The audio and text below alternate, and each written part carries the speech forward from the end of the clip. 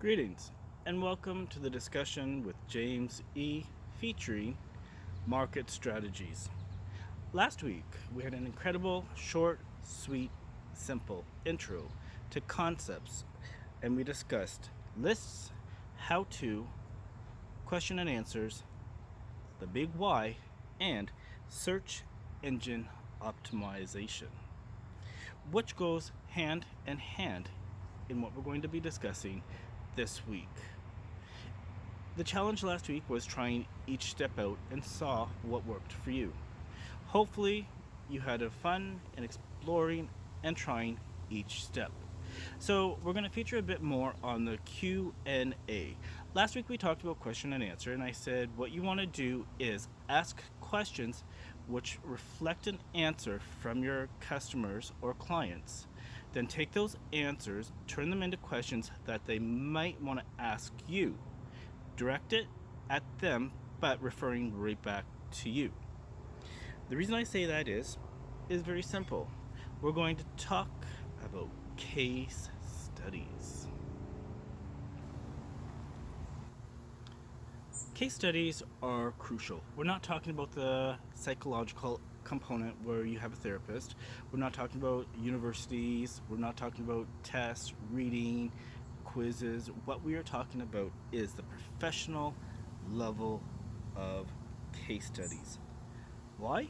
Because continuing on with the Q&A, you're going to realize that you don't have to tell your story by yourself anymore. Case studies tell the story of how you've helped your customers solve their problems. They can be extremely influential in helping prospects make a purchase decision. How does that work? It is very simple. You have a customer, a client, they have an issue, you solve them, you stand behind your word, and you do not hesitate in doing anything. It allows you to be professional and key. They will learn to respect you, trust you, admire you, and will be loyal. And they will have no problem recommending you to other people. Testimonials are very similar to case studies, and they're just as crucial and important.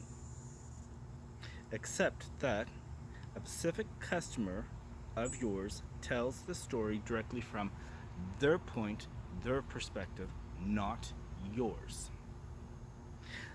These are their own descriptive, personal words that can't be changed and they cannot be faked. A form of word of mouth that you use to inspire interest in the company, products, or services. Be genuine, be real, be sincere. Always get your clients, your customers to give testimonials. Even if it's not what you want, if there were issues, you let them tell those issues, but you make sure those issues were rectified. And if they weren't at the time, then you follow up ASAP and then get them to continue on with their testimonial. Quotes are fantastic. Why? Because they can be short, they can be long, they can be shortened with the, but always make sure they are relevant, important, and fit what you are preaching, selling, serving, or helping with. Also, remember this. Think of quotes as short form testimonials. Alternatively, you can use quotes from influencers, friends, colleagues, clients, prospective shoppers, partners, sponsors, etc. to complement your brand and content, which works particularly well in shareable graphics embedded in your content. Now, also remember, when you're going to use quotes, make sure you use the person, make sure they are real, they are reliable, and they know you're going to use them. So that way, if they are contacted, they will know and they are prepared. Interviews. Q&A 101 from week 1. While interviews may be an avenue to gather testimonials and quotes, you may also use them for gathering insight from industry influencers, friends, colleagues, customers, clients you may have met or never met before. Late night shows are famous for their interview content, and an easy way to incorporate that into your content marketing is through podcasts. Influencers like Pat Flynn are well known for their podcasts.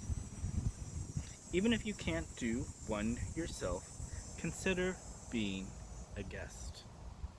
A podcast is fantastic. It's simple, it's easy, and you'll learn and you'll get your brand out there and you'll start being consistent and you'll become a reliable resource. Try it. Last and not least, demos. I'm constantly amazed that our audiences love demos. Everyone likes a good demo. Whether it's in person, whether it's on TV, whether there's humor, whether it's sincere or directly on something else. People love demos so much that they want to share it with their networks. If a demo is genuine and done right, people are like a show and tell for your product or service, and they will share it and are particularly powerful when combining their message, their experience with your product, as they say, hey, check out this demo. Try it. It's fantastic.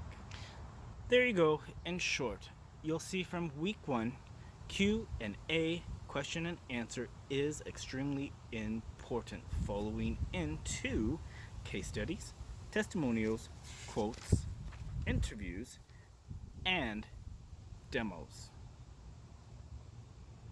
Theme, theme, theme.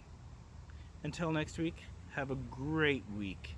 Enjoy this weather, and we'll see you next time on the discussion with James